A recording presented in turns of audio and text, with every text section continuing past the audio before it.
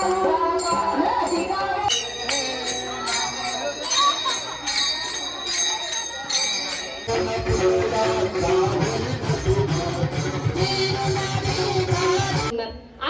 ठरवलं की मी उद्याचा सूर्यच उगवू देत नसतोय. जमणार आहे? धूम्र रजांची पिंजर.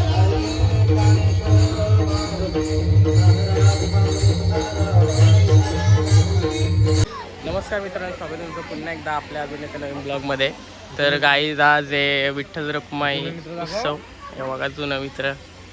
तर गाईज आता आपला पालखी निघणारच आहे 5-10 मिनिटात. सगळं झालंय रेडी, बघू शकता तुम्ही.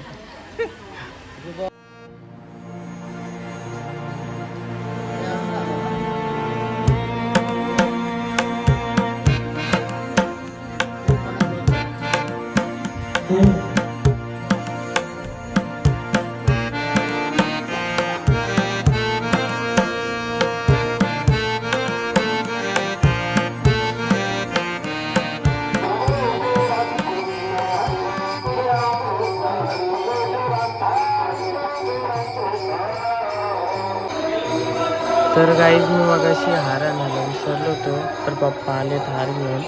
आणि गाईज आता पालखी पण निघाली, दाखवतो मी. तर गाईज पालखी पण निघालेली आहे आता.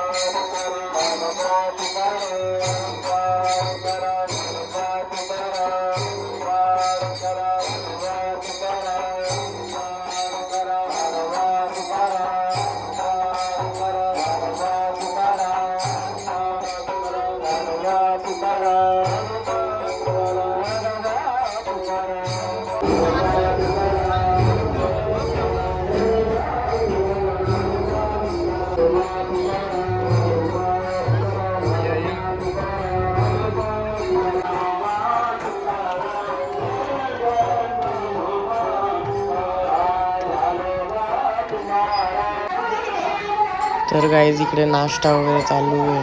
बघू शकता तुम्ही, द्राक्ष वगैरे आहेत ते एवढे इथे ठेवले. आणि साबुदाण्याची खिचडी पण आहे. शेट नाश्ता वगैरे केल्यानंतर मग एनर्जी आल्यावर अजून चांगलं.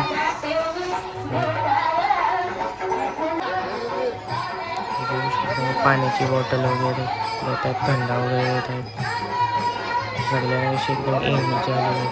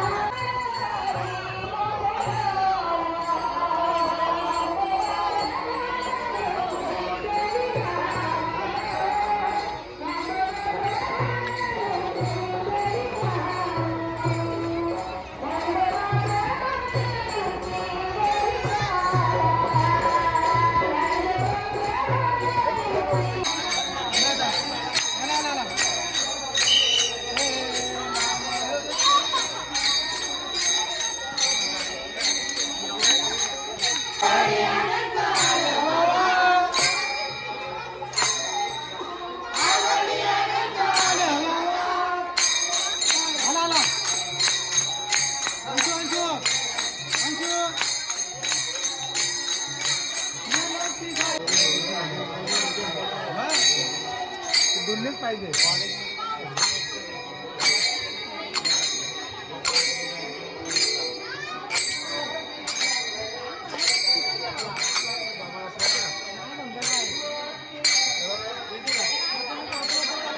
तर काय आता परत पालखी आलेली आहे मंदिराच्या.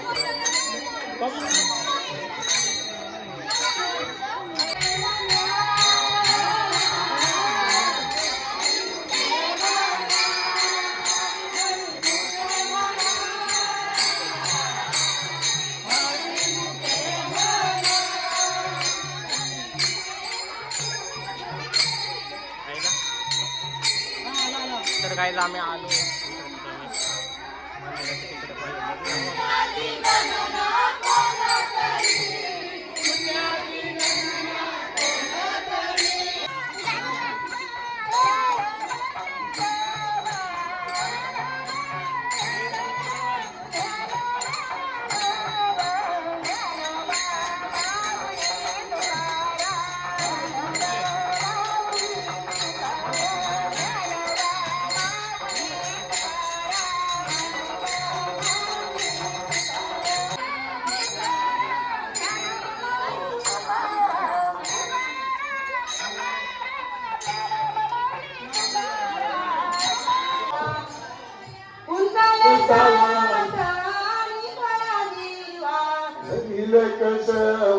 पाय तुले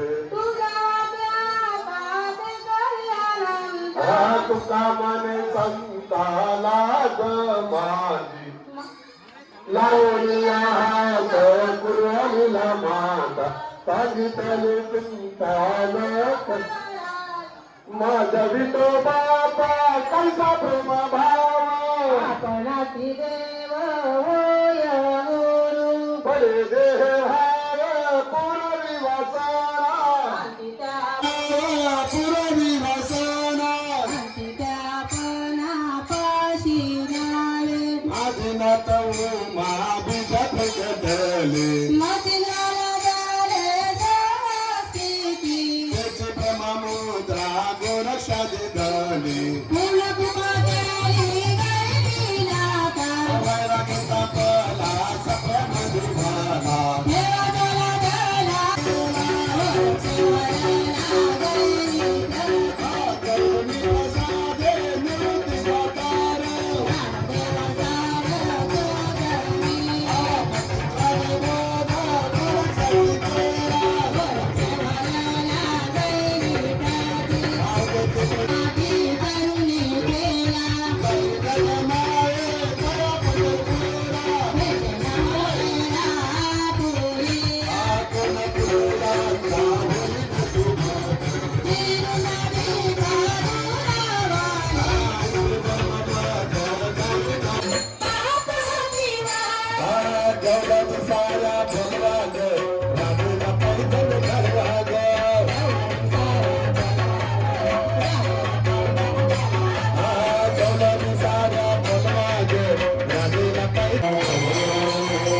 तर गाईच आता आरती चालू आहे. याच्यानंतर कीर्तन होणार आहे म्हणजे 9 वाजता. आणि याच्या आधी नंतर तो प्रसादाचं जेवण असतं, तो काहीतरी भात असतं, ते जेवण पण दाखवतो मी तुम्हाला. आता सध्या आरती चालू आहे.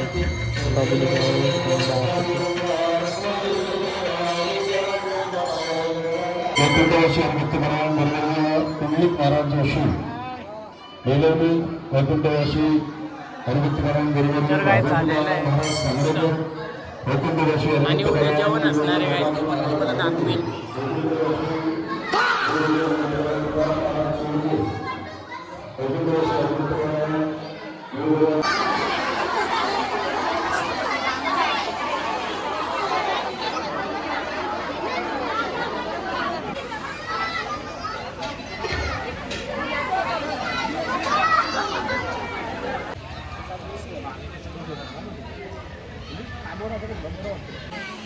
तर काय आम्ही तर आता बगर खायला बसलो. मी पहिल्यांदाच ट्राय करणार आहे. तर काय बघू शकता हा मी कधी ट्राय नाही केला. ट्राय करतो पहिल्यांदाच.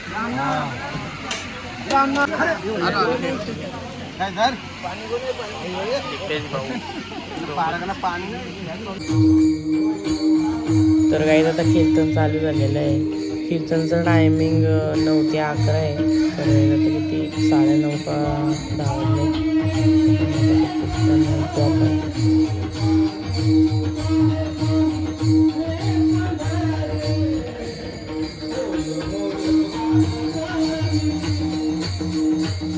का बरं तुका म्हणे येथे भजन प्रमाण. नाथ बाबा काय म्हणतात सांगा. वाजवी करटाळी 3 गोष्टी करा. काय काय करायचं.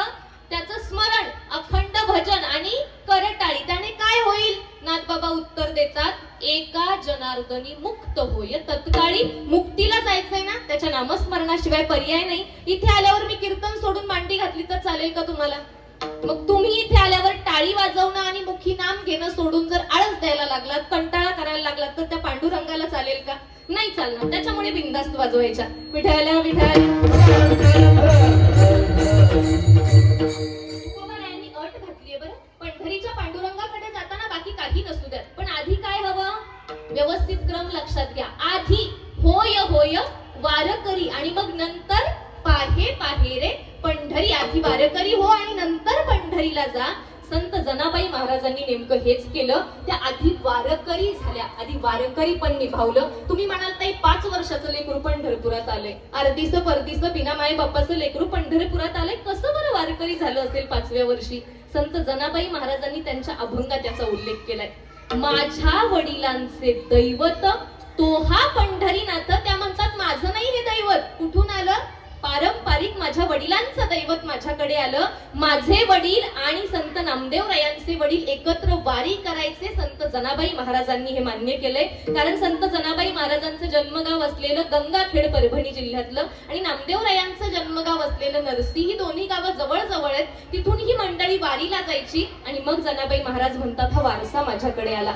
पण त्यांच्याकडे वारसा आला तरी आई वडील नाही आले ना वारसा हक्काने. आई वडील येणं गरजेचं होतं, पण भगवंताने आई वडिलाचं छत्र लवकर नेलं. बरं नेलं तर नेलं. वारीला यायला सुद्धा आपल्यासारख्या लोकांची जेवढी सोय होते तेवढी सोयही नाही. यातली किती मंडळी वारीला जातात. जात असतील ना. ठराविक मंडळी यातली जात असतील. मला खरं सांगा बरं. सगळे जातात. वा वा क्या बात. मला खरं सांगा तुम्ही वारीला जाताना वारीच्या वाटेवर सोय केली जात नाही का वारकऱ्यांची. करतात ना लोक. 3-3 वेळा सुग्रास भोजन देतात. वारकऱ्यांचं पूजन म्हणजे भगवंताचं पूजन म्हणतात. राहायला त्यांच्याकडे जी जागा अवेलेबल आहे ती आपल्याला करून देतात अवेलेबल. आपल्यासाठी वेगवेगळ्या प्रकारचा नाश्ता करतात. त्यांच्या ठिकाणी भजन कीर्तन सारं होतं. मला खरं सांगा बरं एवढं सगळं पंढरीच्या वाटेवर आपल्याला मिळतं. जनाबाई महाराजांना खरंच मिळालं असेल का. नाही ना मिळालं. पंढरपूरला जाताना मी नाही सांगत हा. माझ्या मनाने बोलायला गेले तर मला कीर्तनकार म्हणायचं नाही. इथे आल्यावर गादीवर उभं राहिल्यावर संतांची वचनं सांगायची. कारण मी बरेचदा गमतीने म्हणत असते आम्ही कीर्तनकार म्हणजे पोस्टमन आहोत. संतांची पत्र पोहोचवतो तुमच्यापर्यंत. मला वाटतं अमुक व्यक्तीला वाटतं हे जर सांगायला गेलो तर आम्हाला कीर्तनकार म्हणता येणार नाही. संत जनाबाई महाराज सांगतात, मी सांगत नाही. जनाबाई म्हणतात की मी पंढरपूरला आले पण वारीच्या वाटेवर कोणती सोय घेऊन नाही आले. अजून थोडं सोपं सांगू का. पंढरपुरात गेल्यावर VIP चा पास मिळवून दर्शन घेऊन सुद्धा नाही आल्या त्या. मग कशा आल्या. माय मेली बाप मेला आता सांभाळी विठ्ठला मी तुझे गाले करू नको मजसी अभेरू. असं म्हणत माझी आई गेली, माझे वडील गेले. बाबा रे तू माझा सांभाळ कर, मी तुझं लेकरू आहे, मला विसरू नकोस असं म्हणून पंढरपुरात आल्या. म्हणून त्यांना पंढरपूर हवंय. याचा अर्थ आई वडील गेल्यावर त्यांच्यासाठी आई वडील सखा सोयरा बंधू सगळी नाती कोणाजवळ आहेत. पंढरीश पांडुरंग परमात्म्याजवळ. माझ्या मनाने सांगत नाहीये. प्रत्येक गोष्टीला संत जनाबाई महाराजांचं प्रमाण देणारे. त्यांच्यासाठी आई म्हणजे पांडुरंग परमात्मा. का बरं तो आई झाला. त्यांच्यासाठी सगळ्या जगामध्ये सगळी दुःख निवारण्यासाठीची एकमेव हक्काची जागा म्हणजे पांडुरंग परमात्मा आहे. म्हणून त्या पांडुरंग परमात्म्याला आळवतात आणि त्याला म्हणतात माझी आई.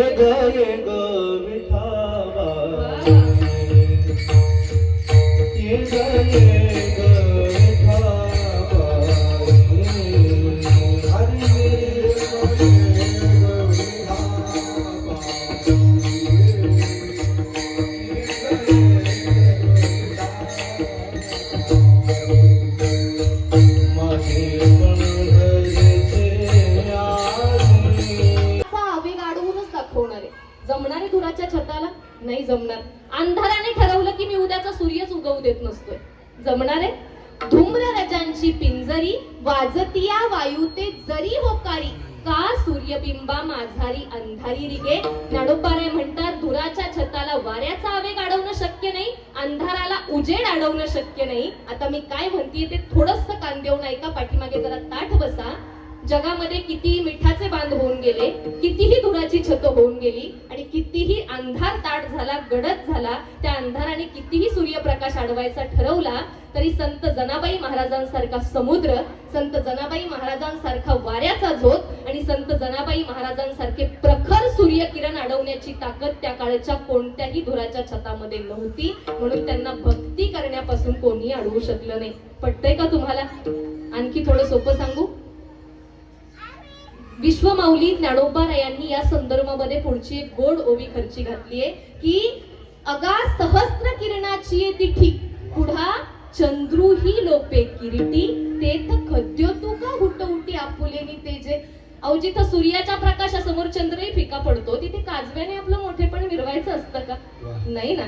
मग जिथे काजव्याने मोठेपण मिरवायचं नाही तिथे त्या काळच्या कर्मठ समाजाने किती मोठेपण मिरवलं आणि भक्तीपासून अडवायचा प्रयत्न केला. जनाबाई महाराजांची भक्ती अडवता आली असती का? पाठीमागे महिला मंडळ नाही ना जमलं अडवायला. 750 वर्षांपूर्वी जिथे बाईला घराच्या बाहेर पडलं तरी आणि घराच्या बाहेर पडून डोक्यावरचा पदर खांद्यावर आला तरी नवरा कुऱ्हाडीने तिचे 2 तुकडे करायचा, अशा काळामध्ये संत जनाबाई महाराजांनी या लोकांच्या विरोधाला जुमानलं नाही. थोडंसं लक्ष देऊन ऐका. त्यांनी त्या लोकांचा विरोध झिडकारून दिला. त्या पंढरीश पांडुरंग परमात्म्याच्या भेटीला आल्या, पंढरपुरात आल्या. नुसत्या पंढरपुरात आल्या नाही तर त्या पांडुरंगाला दुरूनच हात जोडले आणि त्या पांडुरंगाला म्हणतात बाबा रे पंढरपुरात आले खरी पण तुझं राऊळ नको मला. पंढरपुरात आले खरी पण तुझा सहवास नको मला. मला देता आलंच तर नामदेवरायांचं घर दे आणि त्यांच्या घरची दासी बनून जन्म जन्मांतरीसाठी त्यांची सेवा घडू दे. अभंगाचं 2रं चरण.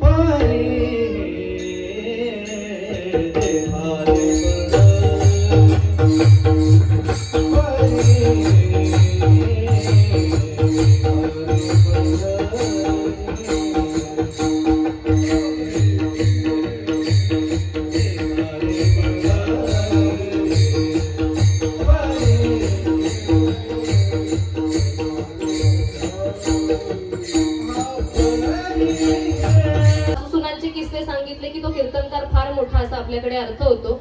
लोकांना त्यातही महिलांकडे बघण्याचा दृष्टिकोन इतका अनुकुचितार झालाय दादा सध्या की बाईचं कीर्तन आहे. मी लोकांचे शब्द सांगते. बाईचे कीर्तन आहे म्हणजे बाई संसाराच्या 4 गोष्टी सांगणार. बाईचं कीर्तन म्हणजे 4 विनोदाच्या गोष्टी ऐकायला मिळणार. म्हणून कीर्तनाला जाऊयात. मला माफ करा, तुम्ही सगळी कोकणची मंडळी आहात त्यामुळे तुमच्याकडे हे फारसं होणार नाही. तुम्ही जाणकार लोक आहात. पण तरी सुद्धा चुकून यातली काही मंडळी त्या अपेक्षेने इथे आला असाल तर तुमचा प्रचंड मोठा अपेक्षा भंग होणार आहे. त्याकरता सुरुवातीलाच माफी मागते. संत जनाबाई महाराजांच्या अभंगाकडे येऊयात. जनाबाई महाराजांनी पंढरपूर मागितलं. पहिली इच्छा परी हे देखा रे पंढरी आणि त्याला जोडून लगेच 2री इच्छा पांडुरंगाच्या कानावरती घातली.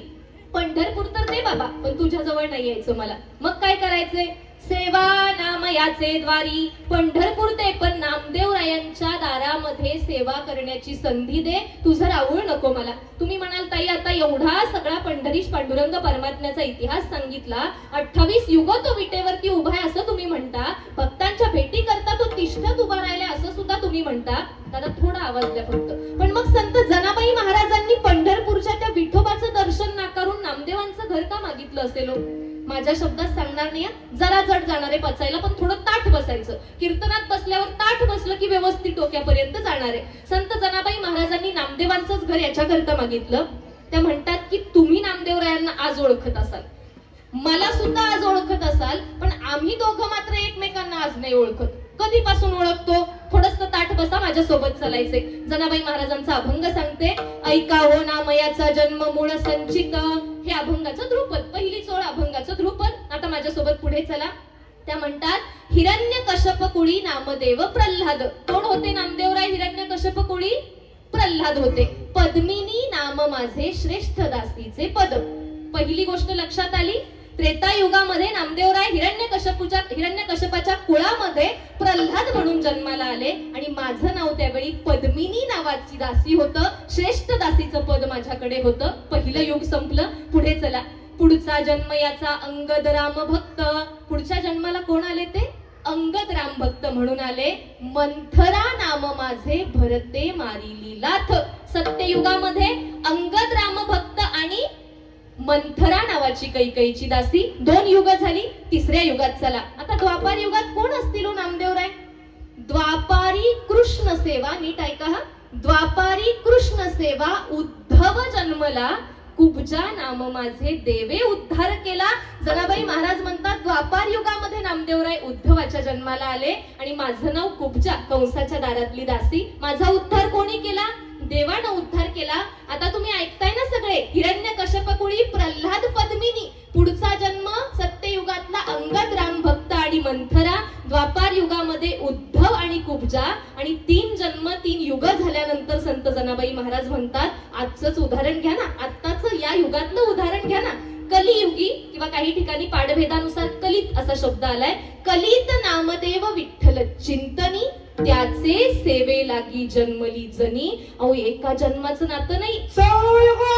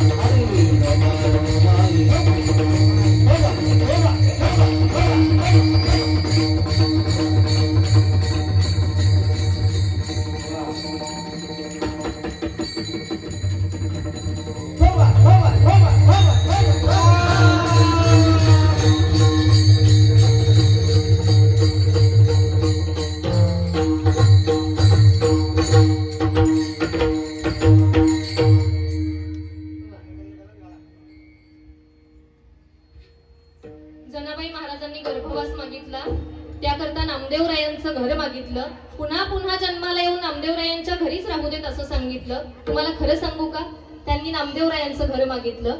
आपल्याला संतांचं घर मागणं शक्य नाही, कारण आता संतांची पावलं शोधूनही सापडणार नाहीत. संत होते, आता ते नाहीत, पण आहेत. कसे? ज्ञानेश्वरी सारख्या गाथेसारख्या ग्रंथाच्या रूपाने आपल्यात येत ना.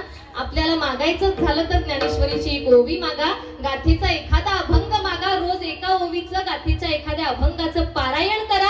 जनाबाईंच्या उभ्या कुळाचा उद्धार झाला, तुमच्या सुद्धा आयुष्याचा उद्धार झाल्याशिवाय राहणार नाही. तेवढं एकच मागणं मागते. शेवटचे 15 मिनिटं दरवेळी प्रबोधनासाठी घेत असते, कारण मी बरेचदा म्हणते, आज घेणार नाही, घाबरू नका.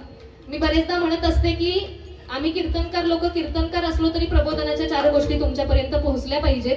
पण त्याकरता प्रबोधन करायला संपूर्ण कीर्तनाचं व्यासपीठ वापरून चालत नाही. म्हणजे छत्रपती शिवराय, आई वडील, संभाजीराजे, शहीद जवान, शेतकरी, हे सारे विषय कीर्तनात गरजेपुरते, जेवढं जेवणासोबत लोणचं पापड असतो ना, तितके आले तर ठीक आहे. पण त्यापेक्षा जास्त आले तर कीर्तनाच्या मर्यादेचं ते उल्लंघन होतं. कारण भक्ती ज्ञानाविरहित इतरा गोष्टी न कराव्या प्रेमभरे वैराग्याच्या युक्ती विवराव्या, जेणेकरुणी मूर्ती ठसावी अंतरी श्रीहरीची, ऐसी कीर्तन मर्यादा आहे संतांच्या घरची. म्हणून कीर्तन मर्यादेचं उल्लंघन होऊ दिलं नाही.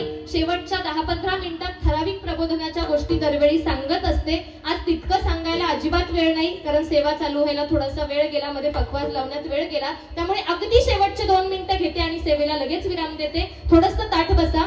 फक्त 2-3 गोष्टी सांगते, तेवढ्या ऐका. आपल्या लेकींना सध्याच्या काळामध्ये घडवताना सगळे जगातले संस्कार द्या, सगळ्या भागातल्या संस्कृती गोळा करून आणा. फक्त भारतीय संस्कृती आणि महाराष्ट्राची संस्कृती त्या नादात त्यांना विसरू देऊ नका. तेवढे एक मागणं फक्त तुम्हा सगळ्यांकडे करते. बायांनो, लेकींना फॅशन करू द्यात ग. फक्त एक अट माझी लक्षात घ्या. लेकीला फॅशन करायची परवानगी देताना कंसात ती फॅशन अंग भरून असावी, एवढं एक मागणं तिच्याकडे माझ्याकडून प्रत्येकीनं करा. पुरुष मंडळी, आपल्या लेकीला 7च्या आत घरात बोलवताना त्याच्या बरोबरच सायंकाळी 7 नंतर आपला तरणा ताठा 25 वर्षाचा पोरगा घराबाहेर नेमकं काय करतो हे एकदा बापाच्या अधिकारवाणीने आजपासून त्याला विचारायला शिका.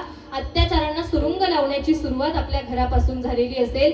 जगात एकटा पडलं तरी चालेल, पण सत्याची कास सोडणार नाही, एवढे एक वचन आजपासून पाळा. माझ्यामुळे कधीच कोणाचं चांगलं नाही झालं तरी चालेल, पण माझ्यामुळे कधीच कोणाचं वाटोळं होणार नाही, एवढे एक वचन जरी प्रत्येकाने जपलं ना, आपल्या उभ्या आयुष्याचा उद्धार झाला बघा. एवढ्या गोष्टी ऐका. आणि माये बाप हो, तुमची लेक म्हणून सांगते, आपल्या प्रत्येकाच्या शरीरात वाहणाऱ्या रक्ताचा रंग लाल आहे. त्यामुळे जाती धर्मामध्ये वाटले जाऊ नका. होता आलंच तर शिवराय आपले, भीमराय आपले, आपण सारे भाऊ भाऊ. चला मंडळी, सगळे मिळून जाती धर्माला पूर्ण विराम देऊ आणि होता आलंच तर वारकरी होऊ. बाकीचं काही होत बसू नका. वारकरी पण तेवढं निभावा. आणि शेवटचा एक विचार 30 सेकंदात सांगून सेवेला लगेच विराम देते. 1 जानेवारी 2025 ला मी असा संकल्प केला होता की ज्या ज्या गावात, आता विनीत दादा ते सतत साथीला असतात, त्यांना सगळ्यांना माहितीये, तुम्ही चिखलेकर ग्रामस्थ नवीन आहात म्हणून तुमच्याकरता सांगते, मी ज्या ज्या गावात जाईल त्या त्या गावात एक रोपटं देते, एक कीर्तन एक झाड हा उपक्रम राबवते. शहराच्या ठिकाणी आले की थोडीशी छोटी रोपटी आणते, गावाकडे गेले की शक्यतो वड वगैरे आणायचा प्रयत्न करत असते. येताना एक आंब्याचं रोपटं घेऊन आलीये, बाकी काही करू नका, ते रोपटं तुम्हाला देणार आहे. याच्याकरता की 750 वर्षांपूर्वी माऊलींनी सांगितलं होतं, नगरेची रचावी, जलाशय निर्मावी, महावने लावावी नानाविध.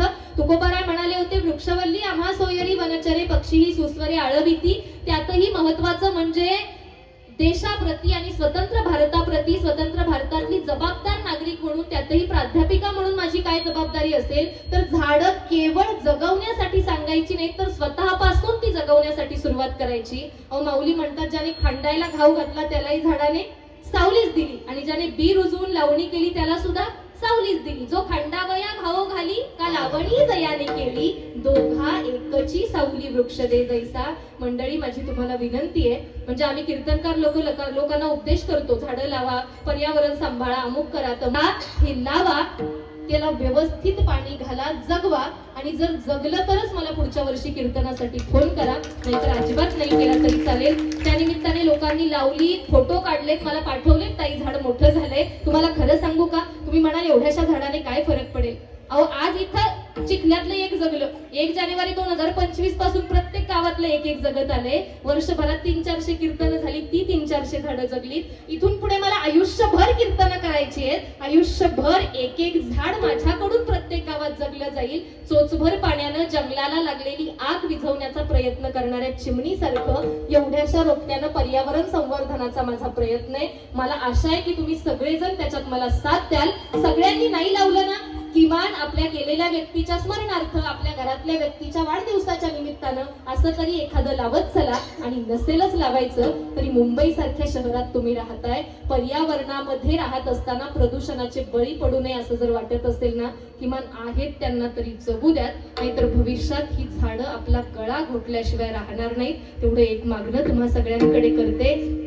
पंढरीश पांडुरंग परमात्म्याकडे एवढीच विनंती आहे, जगातल्या सगळ्यांना सुखी ठेव बाबा रे, कोणाचंही काही वाईट होऊ देऊ नकोस आणि कोणाच्याही मनात कुठली वाईट प्रवृत्ती जागी होऊ देऊ नकोस. तेवढे एकच मागणं पंढरीश पांडुरंग परमात्म्याकडे. तुम्हा सगळ्या चिखलेकर ग्रामस्थांच्या, आमच्या विनीत दादांच्या, सगळी गायक वादक मंडळी ज्यांची सिस्टम आहे ते दादा, विनेकरी, चोपदार, सगळी मंडळी, टाळकरी मंडळी, सगळ्यांच्या ऋणामध्ये सगळ्यांसाठी एकदा सुरुवातीलाच व्यवस्थित जोरदार टाळ्या. शेवटच्या 1 मिनिटामध्ये महाराज गोड भजन म्हणतील, अगदी 30 सेकंदात त्यांच्या मागे भजन म्हणा आणि लगेच सेवेला विराम.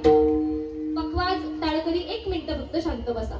तुमचा आळस जाण्याकरता आणि 1.5 दिवसाचा तुमचा महोत्सव आहे, त्यामुळे त्या ज्यांना हात आहेत त्यांनी सगळ्यांनी व्यवस्थित वरती करा, न लाजता न कंटाळता. आणि एकदा 30 सेकंदासाठी महाराजांच्या मागे भजन म्हणा, त्यानंतर लगेच सेवेला विराम.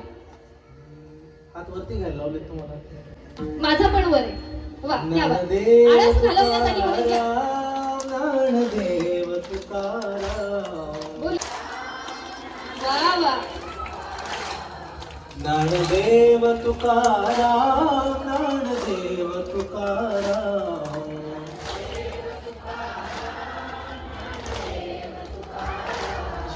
ज्ञानदेव तुकाराम, ज्ञानदेव तुकाराम.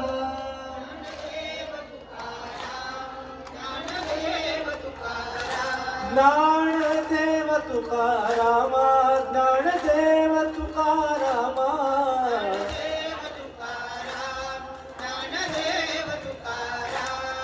ज्ञानदेव तुकाराम, ज्ञानदेव तुकाराम.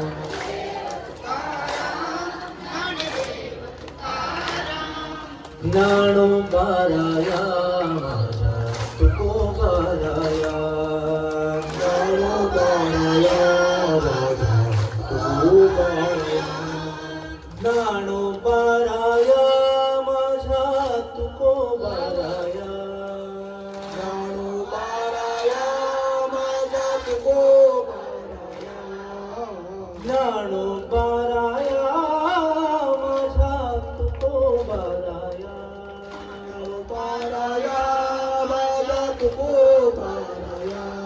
ज्ञानदेव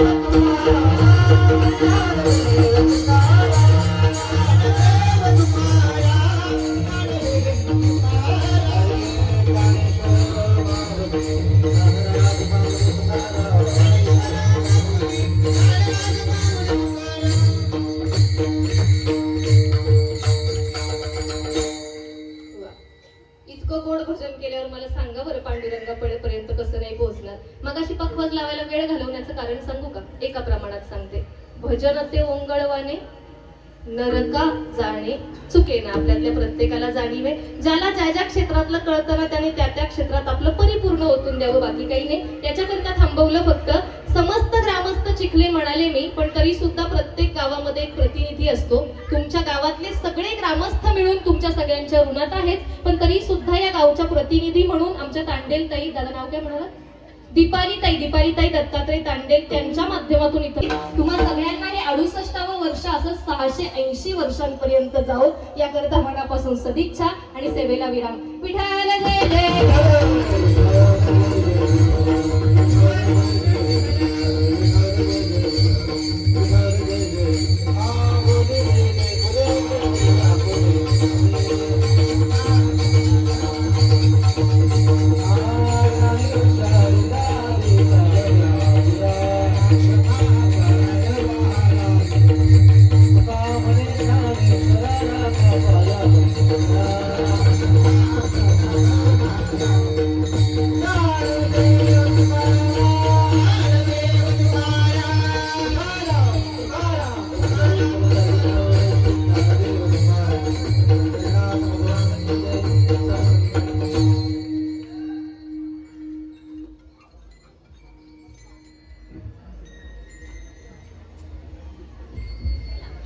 रामकृष्ण हरी. टाळकरी खाली बसा. ज्ञानदेव तुकाराम झालेला आहे. टाळकरी मंडळी सर्वांनी खाली बसा. बाकी कोणी उठू नका. आपल्या बाजूचं कोणी उठत असेल तर त्याला हाताला धरून खाली बसवायचं आपण. श्री विठ्ठल रुक्मिणी उत्सव सोहळा चिखले वर्ष 68वे. या 68व्या वर्षातील पहिल्या दिवसाची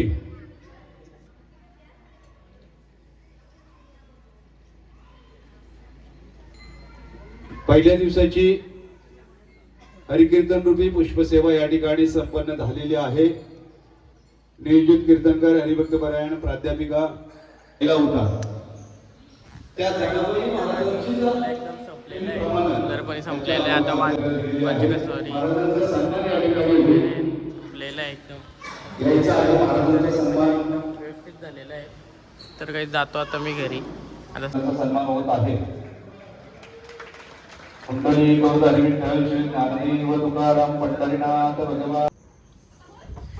तर काही झालेलो आहे मी घरी. आता वाजले 11:30. तर काही उत्सव एकदम भारी झाला. आता उद्या जेवण वगैरे. तर आजच्यासाठी एवढंच. व्हिडिओ आवडला व्हिडिओ लाईक करा, सबस्क्राईब करा, शेअर करा. भेटू पुढच्या व्हिडिओमध्ये. आतासाठी एवढंच. बाय.